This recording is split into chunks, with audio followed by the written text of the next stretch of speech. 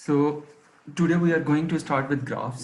आप लोग मुझे ये बताएं कि आप में से कितने स्टूडेंट्स ने बैचलर्स के अंदर ग्राफ्स पढ़े थे डेटा स्ट्रक्चर्स के कोर्स में या समवेयर एल्स। ग्राफ थ्योरी का कोर्स अगर किसी ने लिया हो।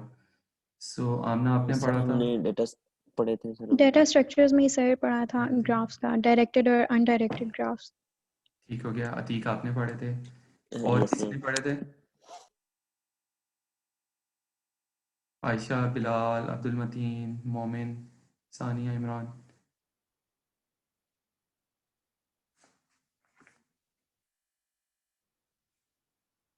और किसी ने नहीं पढ़े। ओके, सो फिर आई विल एज्यूम कि नहीं आपको आता।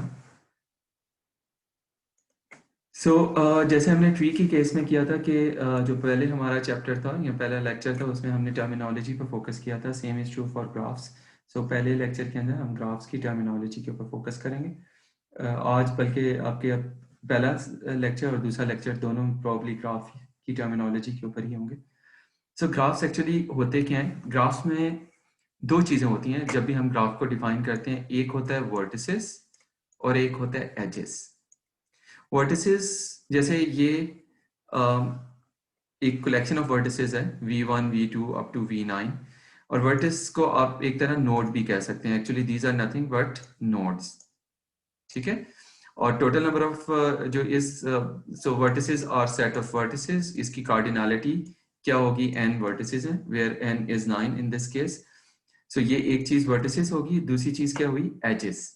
एजेस क्या होते हैं? एजेस आर एक्चुअली इंडिकेशन कि कौन से वर्टिसेस आपस में कनेक्टेड हैं या कौन से vertices adjacent to each other हैं। वर्टेक्स v1 एंड v2 आपस में कनेक्टेड हैं, v3 एंड v5 आपस में कनेक्टेड हैं, v4 एंड v8 आपस में कनेक्टेड हैं, v4 और v9 भी कनेक्टेड है। आपको यहां से पता चल रहा है this is set of edges. v1 v2 connected है, v3 v5 कनेक्ट है, v4 v8 कनेक्टेड है, v4 v9 भी कनेक्टेड है, v6 v9 भी कनेक्टेड है। टोटल एजेस कितने हुए? 5 हुए। इट ये जो सेट है सेट ऑफ एजेस, इसकी कार्डिनलिटी क्या हुई? इसकी कार्डिनलिटी हुई 5। ठीक है। और जो भी इन अदर वर्ड्स एजेस क्या है? इट्स पेयर ऑफ वर्टिसेस कि कौन से वर्टिसेस आपस में एडजेसेंट हैं या आपस में कनेक्टेड है। ठीक है। जब हम ग्राफ को डिफाइन करते हैं उसमें यही दो चीजें होती हैं। Graph is nothing but set of vertices and set of edges.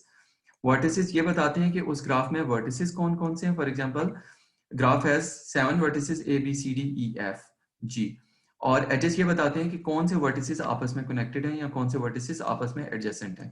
ठीक है।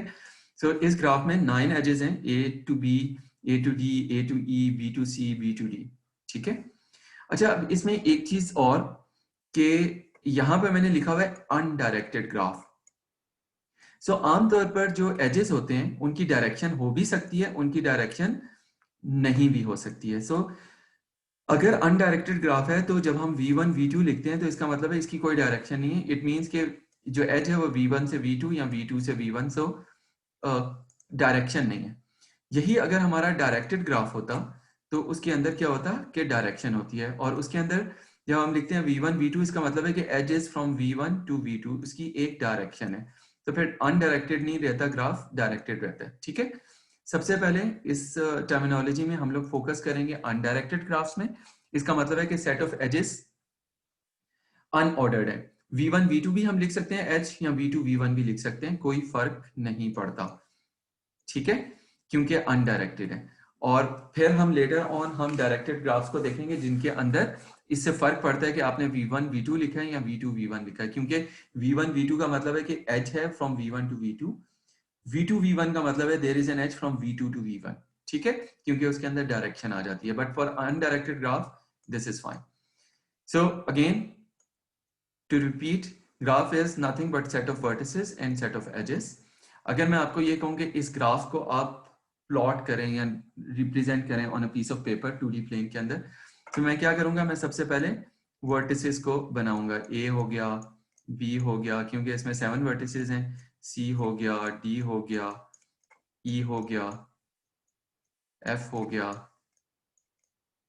एंड G हो गया। और फिर मैं देखूंगा कि एजेस कौन कौन से हैं, कौन से वर्टिसेस आपस में कनेक्टेड हैं। तो A to B एक एज है, फिर A to D भी एक एज है, फिर A to E भी एक एज है, फिर B to C भी एक एज है, फिर B to D भी एक एज है, फिर B to E भी एक एज है, एंड फिर C to E भी एक एज है, एंड सो ऑन। ठीक है, so this is one possible way of representing जो ऊपर ग्राफ है जिसमें 7 वर्टिसेस हैं और 9 एजेस हैं। ठीक है, अच्छा एक वैसे साइड रिमार्क, आप में से किसी को पता है प्लेनर ग्राफ्स क्या होते हैं? एनीवन?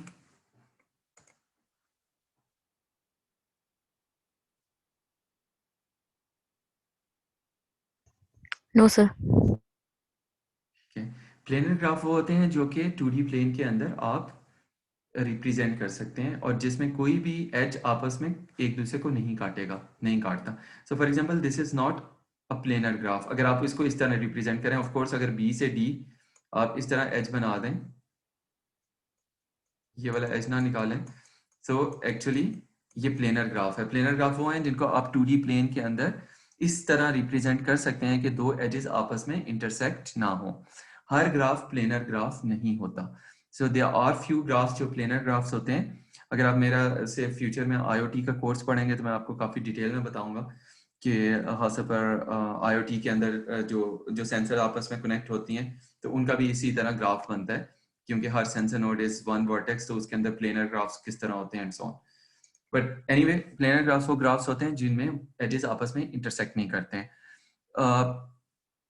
इस कोर्स के अंदर AP के कोर्स में हम उस तरह प्लेनर ग्राफ्स को नहीं पढ़ेंगे, लेकिन मैं बस आपको ये बताना चाह रहा था कि ये जो ग्राफ को हम ड्रॉ कर रहे हैं ना, जो यहाँ पर ड्रॉ किया है, it's a very complicated problem कि आप ग्राफ को किस तरह 2D प्लेन में ड्रॉ करें कि आपको सारे एजेस जो हैं वो प्रॉपर रिप्रेजेंट हो रहे हों और प्रॉपर तरीके से विजुअली उसको humans can see and understand. उसके लिए eigen decomposition, linear algebra in particular बहुत ज़्यादा यूज होता है और there are separate research papers या पूरी एक ब्रांच है विजुअलाइजेशन की जिसके अंदर ये एक टॉपिक होता है कि ग्राफ्स को कैसे हमने 2D प्लेन के अंदर रिप्रेजेंट करना है। और उनमें से वो वाले ग्राफ्स जो कि 2D प्लेन के अंदर विदाउट इंटरसेक्शन जिनके एजेस ड्रॉ हो सकते हैं तो उनको हम प्लेनर ग्राफ्स कहते हैं। ठीक है, और अगेन हर ग्राफ प्लेनर ग्राफ नहीं होता। नाउ मूविंग फॉरवर्ड, सो ग्राफ्स की एप्लीकेशंस क्या हैं? अभी तक कोई क्वेश्चन है आपको ग्राफ्स क्या होते हैं उसके ऊपर?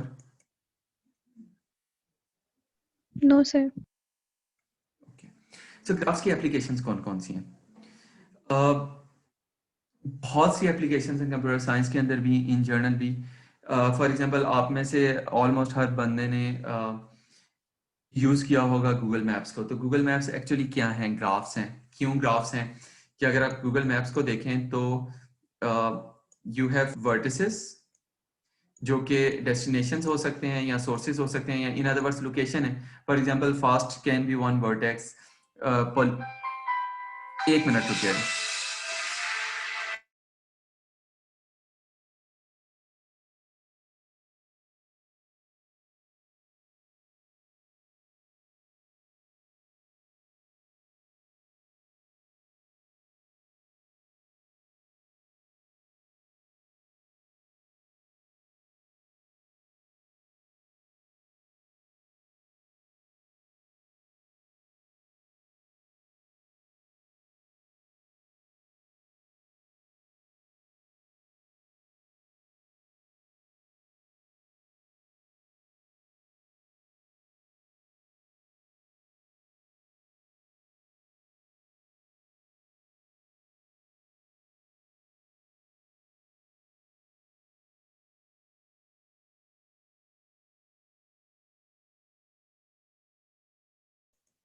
जी सॉरी, वो यूनिवर्सिटी से ही फोन था, डायरेक्टर ऑफिस से। Anyway, so vertices can be a location. For example location can be your house, fast, parliament, कुछ भी। प्लस जो आपकी इंटरसेक्शंस होती हैं, फॉर एग्जांपल अगर ये फास्ट है, इससे पहले एक वर्टेक्स होगा इस्लामिक यूनिवर्सिटी का और वो इसी के साथ कनेक्टेड है, और उसके बाद ये एक पुलिस लाइंस का जो हमारा चौक है या जो क्रॉसिंग है उसका है।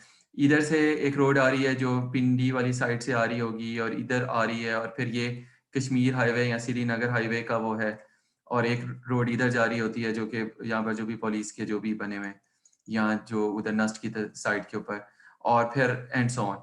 सो यू सी के इसके अंदर जो वर्टिसेस हैं वो क्या है, यहाँ तो इंटरसेक्शन है, जैसे पुलिस लाइंस हैं, ये इंटरसेक्शन है। यहाँ आपकी जो श्रीनगर हाईवे के ऊपर आपकी जो लाइन वो होती है, यहाँ पे डेस्टिनेशंस हैं, फॉर एग्जांपल फास्ट हो गई, फॉर एग्जांपल पुलिस लाइंस में जाना है, फॉर एग्जांपल ग्रेवयार्ड है आपका, फॉर एग्जांपल। और अच्छा, अब एजेस क्या हैं, वो दो डेस्टिनेशंस या लोकेशंस आपस में कनेक्ट होंगी जो कि road segment, for example Islamic university और फास्ट के दरमियान डायरेक्ट रोड है, सो दे आर कनेक्टेड।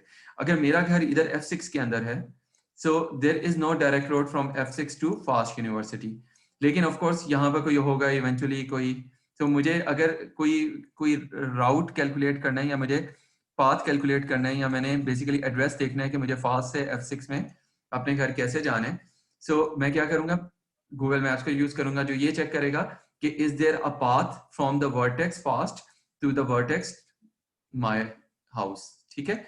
और वो इसी तरह करेगा कि प्रॉब्ली यहाँ से आपको पुलिस लाइन, फिर यहाँ से आपने श्रीनगर हाईवे, फिर वहां से एंड सो ऑन, ठीक है। So this is one example, यहाँ पर बहुत ज्यादा ग्राफ्स को यूज किया जाता है गूगल मैप्स, ठीक। और ऑफ कोर्स अगर दो डेस्टिनेशंस आपस में कनेक्टेड नहीं हैं तो उनके दरमियान कोई एज नहीं होगा। Airline traffic, this is another example. उसमें क्या होता है कि बेसिकली आपके वर्टिसेस क्या होते हैं, वर्टिसेस हमारे सिटीज होते हैं या एयरपोर्ट्स होते हैं। एयरपोर्ट्स होते हैं, फॉर एग्जांपल इस्लामाबाद एयरपोर्ट है, फॉर एग्जांपल लाहौर एयरपोर्ट है, फॉर एग्जांपल दुबई एयरपोर्ट है, फॉर एग्जांपल हीथ्रो है, फॉर एग्जांपल JFK है न्यूयॉर्क के अंदर, एंड सो ऑन। सो अगर कोई फ्लाइट इस्लामाबाद एयरपोर्ट से न्यूयॉर्क एयरपोर्ट में डायरेक्ट जाती है तो there will be an edge अगर फ्लाइट है। अगर कोई फ्लाइट नहीं है, जो इन दिस केस मेरे ख्याल में कोई भी आई है कि इस्लामाबाद से कोई फ्लाइट डायरेक्ट नहीं जाती है न्यूयॉर्क, सो क्या होगा कि जहां पर इस्लामाबाद से लाहौर जाती है there will be an edge, Islamabad से दुबई जाती है there will be an edge, Islamabad से हीथ्रो जाती है there will be an edge, Dubai से फॉर एग्जांपल न्यूयॉर्क जाती है so there will be an edge, Heathrow से न्यूयॉर्क जाती है there will be an edge, Dubai से लाहौर जाती है there will be an edge, and so on. Now अगर मैंने इस्लामाबाद से ट्रैवल करना है फॉर एग्जांपल न्यूयॉर्क, सो अब क्या होगा कि actually this is a graph, और क्या होगा, किस तरह मुझे रिजल्ट्स मिलेंगे कि मैं इस्लामाबाद से ट्रैवल कर सकता हूँ या तो लाहौर या मैं दुबई या even Heathrow, but I can not go directly to New York. So मेरी पॉसिबिलिटीज क्या होंगी कि फॉर एग्जांपल आई डिसाइडेड कि मैं इस्लामाबाद से पहले दुबई जाऊँ, और दुबई से फिर कोई एमिरेट्स या कोई फ्लाइट लेकर I can either directly go to New York, या मुझे फिर पहले हीथ्रो जाना है और फिर मैंने वहां से कोई यूनाइटेड एयरवेज या कोई और फ्लाइट लेकर I have to go to New York, and so on. So again ये एक आपका ग्राफ बनेगा जिसमें वर्टिसेस क्या हैं, सिटीज, यहाँ पर एयरपोर्ट्स हैं, और एजेस क्या है कि अगर दो एयरपोर्ट्स के दरमियान कोई फ्लाइट एग्जिस्ट करती है तो there is an edge. So then there is another example of computer networks. Computer networks में भी क्या होता है कि बेसिकली यू हैव राउटर्स, और आपकी मशीन्स जो हैं, जो आपके कंप्यूटर्स हैं, वो उन राउटर्स के साथ कनेक्ट होते हैं। So for example even wifi का जो आप कनेक्ट होती हैं जब यहाँ होते हैं, जब आप फास्ट में आते हैं, तो वो एक राउटर होता है। तो मैं अगर मेरा मोबाइल फोन है या मेरा डिवाइस है, it is connected to this network, और ये राउटर इसके साथ कनेक्ट है, ये इसके साथ कनेक्ट है, ये नियाटेल की किसी ISP के साथ कनेक्टेड है, और वो फिर आगे एंड सो ऑन। सो अगर मुझे कोई मैसेज भेजना है इवन टू सम मशीन जो कि बेसिकली अमेजोन डेटा सेंटर के अंदर है, और मुझे वो करना है, तो क्या होगा कि एक ग्राफ बनेगा कि मैं जिस वाईफाई, ये मेरा डिवाइस है, मैं जिस वाईफाई राउटर से कनेक्ट कर रहा हूँ वो किस राउटर से कनेक्ट है, और वो किस राउटर से कनेक्ट है, और वो किस राउटर से कनेक्ट है, and so on. And if there is this connectivity, so message जो है वो उसी तरह फ्लो करेगा कि यहाँ से वाईफाई पर जाएगा, यहाँ से इस राउटर पे, इस राउटर पे, इस राउटर पे, eventually it will reach Amazon data centre या क्लाउड। सो इसके अंदर क्या है कि वर्टिसेस क्या होते हैं इसके अंदर, इस केस के अंदर वर्टिसेस आर एक्चुअली आपके डिवाइसेस, आपके राउटर्स एंड आपके सर्वर्स। सो ये आपके वर्टिसेस होते हैं, और if there is a connectivity, चाहे वो वायरलेस लिंक हो, चाहे वो डेटा इथरनेट की केबल हो या लैन हो, so there is always an edge. ठीक है, सो ये कंप्यूटर नेटवर्क्स के केस में होता है। Any question so for?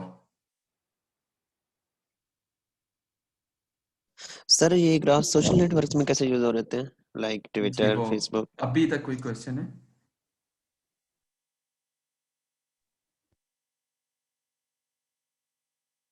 ठीक है, so if you don't have any question, so अब आपका क्वेश्चन था अतीक का कि सोशल। जी जी आयशा। सर अनडायरेक्टेड ड्राफ्ट्स के बारे में थोड़ा एग्जांपल देके एक्सप्लेन कर दें। ठीक है, अनडायरेक्टेड ग्राफ्स मैं आपको एग्जांपल देता हूं, जैसे ड्राइविंग मैप्स हैं। सो लेट्स से कि हमारा एक डेस्टिनेशन, एक है लोकेशन 0 पॉइंट, आपने देखा होगा 0 पॉइंट, और एक है डीएचए। मैं बहुत सिंप्लीफाई कर देता हूं, ठीक है। इनके बीच में एजेस हैं। सो एक्चुअली हमारा वर्टिसेस क्या हुए, दो वर्टिसेस हुए, एक जी एक डी, ठीक है, और एक हमारा एज हो गया। अच्छा, अब मुझे क्या बताएं, ये एज डायरेक्टेड होना चाहिए कि नहीं होना चाहिए? डायरेक्टेड उस केस में होगा जब हम बताएंगे कि हम 0 पॉइंट पे हैं और हमने डीएचए जाना है, या डीएचए पे हैं और 0 पॉइंट जाना है। नहीं, और आप अभी जब आप ग्राफ को वो कर रही होती हैं डिफाइन, तो आप ये नहीं कहती कि हम डीएचए पर हैं या हम 0 पॉइंट पर हैं। आपको डिफाइन करना होता है कि ये अनडायरेक्टेड ग्राफ है या डायरेक्टेड ग्राफ है, ठीक है। सो अभी अब अनडायरेक्टेड है। अब भी अनडायरेक्टेड है। जब हम मैप्स की बात करेंगे ना, तो हम हमेशा डायरेक्टेड ग्राफ्स लेंगे। उसकी रीजन क्या है कि जब 0 पॉइंट से डीएचए जाते हैं तो सेपरेट आपकी रोड है ना, एक अलग से पूरी वन वे रोड है जो कि आपको 0 पॉइंट से, या डीएचए को छोड़ दें, डीएचए तक आप कह सकती हैं आगे फिर रोड खराब है, या मैं कहता हूँ ओल्ड एयरपोर्ट तक जो है, ठीक है। तो और एक अलग से पूरी रोड सेगमेंट है जो कि एयरपोर्ट से 0 पॉइंट तक आती है। सो एक्चुअली इस केस के अंदर ये डायरेक्टेड ग्राफ होगा और हमारे दो एजेस होंगे, एक Z से D होगा या Z से D होगा, एक D से Z होगा, ठीक है। एक की डायरेक्शन Z से 0 पॉइंट से डीएचए या ओल्ड एयरपोर्ट की तरफ होगी और एक ओल्ड एयरपोर्ट से 0 पॉइंट की तरफ होगा, ठीक है। उसकी रीजन क्या है, क्योंकि ट्रैफिक हमेशा अगर कोई रोड ब्लॉक हो गई हो या रोड तोड़ दें या किसी भी वजह से, धरने की वजह से हो, so you can always say just a moment, you can always say कि it is possible to go from 0 point to DHA या ओल्ड एयरपोर्ट, लेकिन other way it is not possible. So जब भी हम ट्रैफिक की बात करेंगे, जब भी हम मैप्स की बात करेंगे गूगल मैप्स में, we have directed edges. Direction is important.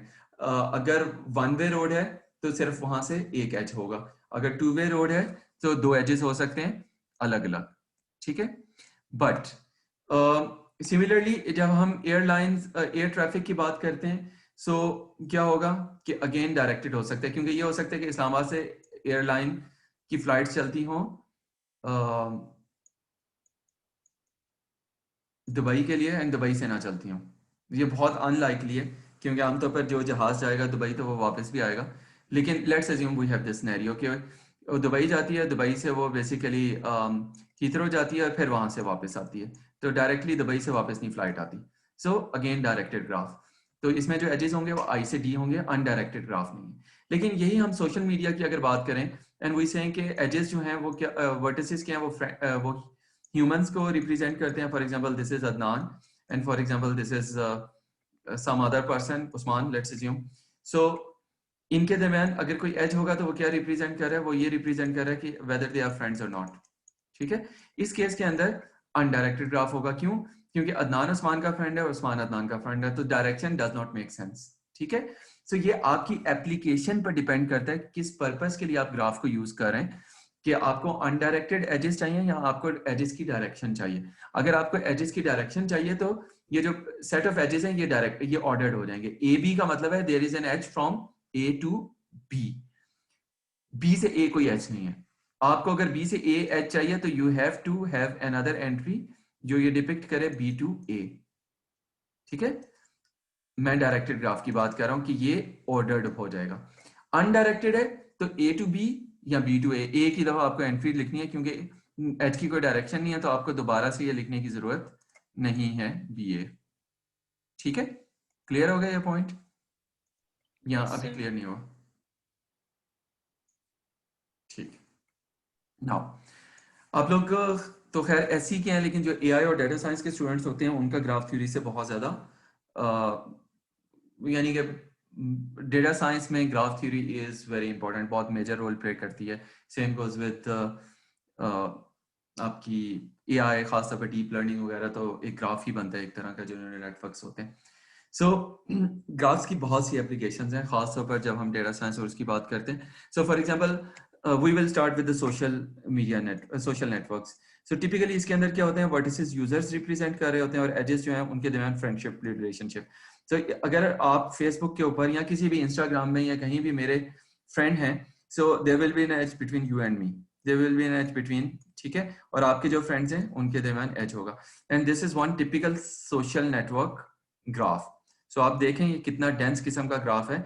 इसके अंदर जो आपको ये येलो और रेड किस्म के डॉट्स नजर आ रहे हैं, दीज आर यूजर्स, और उनके दरमियान जो लिंक्स हैं they are actually friendship relationships. And you can see कि इतना डेंस ग्राफ है, इतने ज्यादा इसमें वर्टिसेस और इतने ज्यादा इसके अंदर वो हैं एजेस हैं कि you can not visualize it. और इसके अंदर जो रेड हैं या जो ज्यादा ब्राइट किस्म के वर्टिसेस हैं वो इसलिए हैं कि जिनके बहुत ज्यादा एजेस हैं, ठीक।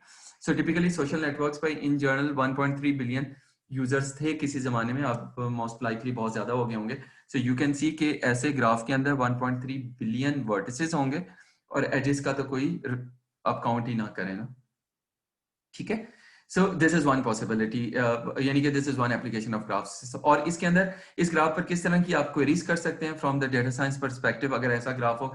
फॉर एग्जाम्पल वो कौन से लोग हैं जो मेरे के नेबरहुड में है या मेरे के फ्रेंडशिप में। के फ्रेंडशिप मींस कि मेरे फ्रेंड्स के फ्रेंड्स के फ्रेंड्स। तो K2 का मतलब है मेरे फ्रेंड्स के फ्रेंड्स हैं, या K3 का मतलब है मेरे फ्रेंड्स के फ्रेंड्स के फ्रेंड्स हैं, या इस तरह की बहुत सी चीजें हो सकती हैं। जब हम ट्विटर्स की बात कर सकते हैं तो उसमें जरूरी नहीं है वर्टिसेस यूजर्स हो, वर्टिसेस कैन बी ट्वीट्स।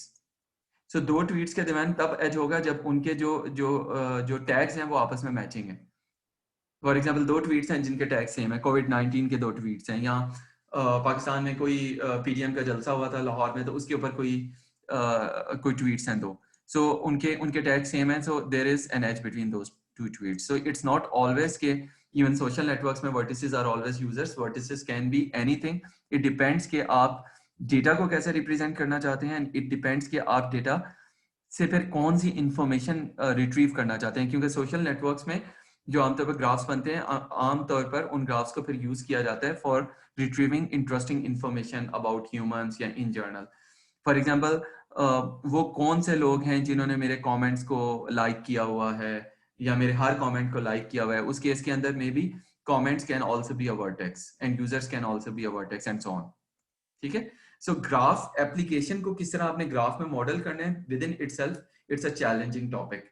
आपको ये सोचना होता है कि मुझे क्या चीज वर्टेक्स बनानी है, क्या चीज मुझे एज बनानी है, ठीक है। और हम फिर कुछ देर बाद हम उसकी बात करेंगे कुछ देर में वेटेड ग्राफ्स की, जिसके अंदर ये हो सकता है कि आपके वर्टिसेस का वेट भी हो। फॉर एग्जांपल अगर मैं और कोई भी और यूजर फ्रेंडशिप है तो हम एच के ऊपर वेट देंगे कि हमारे कितने, फॉर एग्जांपल वन पॉसिबिलिटी है कि हमारे कितने कॉमन फ्रेंड्स हैं। सो जितना वेट ज्यादा होगा उतनी ज्यादा फ्रेंडशिप रिलेशनशिप स्ट्रांग होगी। ट्वीट्स के केस में दो ट्वीट्स के दरमियान अगर आप लाइन सेगमेंट एच बनाते हैं तो इसके पर आप वेट दे सकते हैं कि ये दो ट्वीट्स आपस में कितने रेलेवेंट है, इनके जो टैग्स हम लोगों ने किए हुए हैं उनमें से कितने टैग्स सेम है। जरूरी तो नहीं है ना एग्जैक्टली सेम हो। सो बेस्ड ऑन दैट आपको ये पता चलेगा उन ट्वीट्स का आपस में कितना स्ट्रॉन्ग कनेक्शन बनता है। And this is about social networks. Now what about even web. आपके जो वेब पेजेस होते हैं आपको पता है उसमें दूसरे वेब पेजेस के लिंक्स होते हैं। सो जो गूगल पर जब आप सर्च की क्वेरी देते हैं और आपको बहुत जल्दी आपको रिजल्ट्स मिल जाते हैं, सो उसके लिए भी गूगल ने क्या होता है, वेब डॉक्यूमेंट का एक ग्राफ बनाया होता है जिसमें आपके वर्टिसेस क्या होते हैं, वेबसाइट्स होती हैं, वेब पेजेस होते हैं, और उनके दरमियान एजेस क्या रिप्रेजेंट कर रहे होते हैं कि अगर एक वेब पेज में दूसरे वेब पेज का लिंक है। फॉर एग्जांपल मैंने एक वेबसाइट बनाई है और उसमें मैंने फास्ट की वेबसाइट का लिंक डाल दिया है किसी पेज का, so there will be an edge between my website and the website of FAST, ठीक है। सो उसके अंदर एजेस आर एक्चुअली हाइपरलिंक्स। अगर आप HTML की लैंग्वेज में बात करें कि अगर एक वेब पेज के अंदर कोई लिंक डाला हुआ है, हाइपरलिंक डाला हुआ है for another web page, so there will be और इसके ऊपर कभी आपने मे बी नाम सुना हो पेज रैंक का। Page rank type of algorithm चलता है जो कि ये बताता है कि कौन से पेजेस ज्यादा इंपॉर्टेंट हैं। ज्यादा इंपॉर्टेंट कौन से पेजेस होंगे जिनको बहुत से और पेजेस ने रेफर किया होगा, या बहुत से और पेजेस ने जिनके हाइपरलिंक्स डाले होंगे। अब 3 पेजेस ने इस पेज का हाइपरलिंक डाले हैं, तो इसका मतलब है कि पेज उस पर्टिकुलर कैटेगरी के लिए मे भी बहुत इंपॉर्टेंट है, क्योंकि बहुत सी वेबसाइट्स हैं जो इस पेज को रेफर कर रही हैं, लिंक कर रही हैं।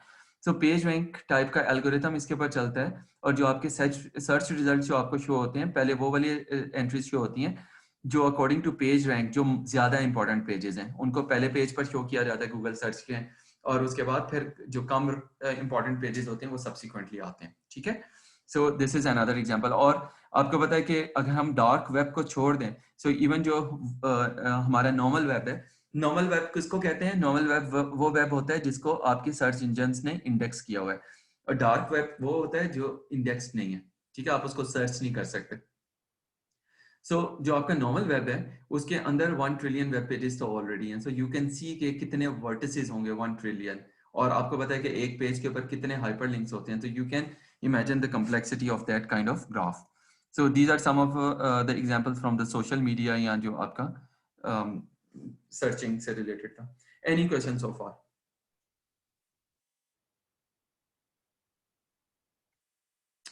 Okay. So if you don't have any question, let's move forward. मैंने recording on की हुई है ना? ठीक है। So कुछ और चीजें undirected graphs के लिए।